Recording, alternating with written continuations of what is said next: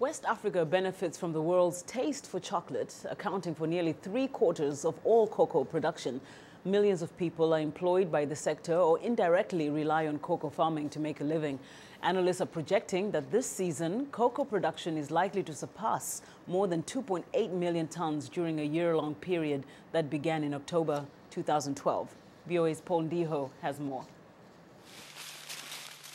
The West African nations of Ivory Coast and Ghana are the two leading cocoa producers in the world, followed by other producers including Nigeria and Cameroon.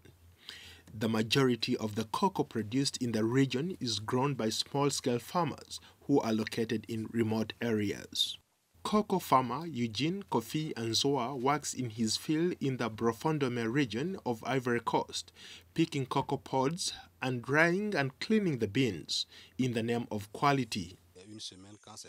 A week after drying, we proceed to marketing our produce to buyers. If there is a cooperative, we deliver the goods to this which carries it to the port. Cocoa is a delicate and sensitive crop, and farmers must protect the trees from the wind and the sun.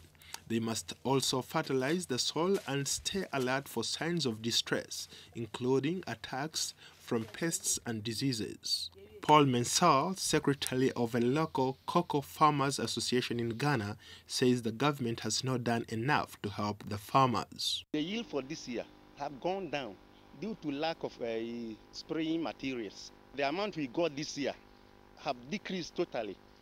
We are suffering. Pests are spoiling our cocoa.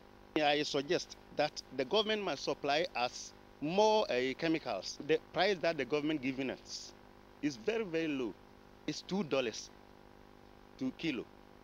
And we, the farmers, suggest that he must buy it at $5. The World Cocoa Foundation, a Washington, D.C.-based international organization committed to ensuring cocoa sustainability through agriculture, environment, and social development, is working with cocoa farmers to address some of these challenges.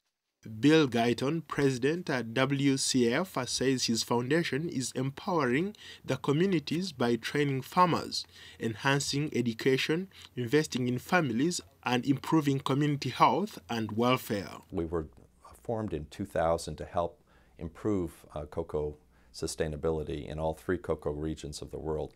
But because of the importance of West Africa, a lot of our programs focus on that region. The program is to reach over 200,000 cocoa farmers over the next few years with the intent of doubling incomes. Ivory Coast and Ghana have introduced stricter standards that require farmers in the cocoa sector to reform. The reforms are aimed at improving farmers' incomes and encouraging reinvestment in the aging plantations. The standards will also push farmers to develop better drying and fermentation practices. However, Ivorian farmers fear that corruption threatens to undermine the process this year as the country bounces back from a decade of economic decline caused by political instability and post-election violence. On the flip side, the tide seems to be favoring Ghana, which has had a steady economic growth and some semblance of peace and stability. Mr. Guyton just returned from West Africa visiting some of the projects. He says improved access to inputs like fertilizers and improved planting material can help stimulate the production on the farms. I was encouraged to see what was actually happening on the ground with our programs.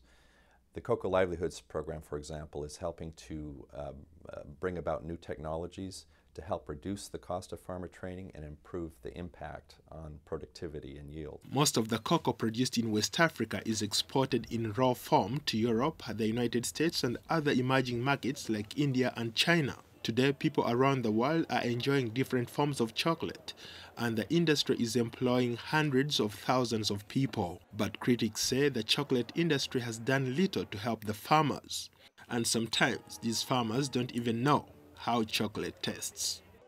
Paul Ndiho, VOA News.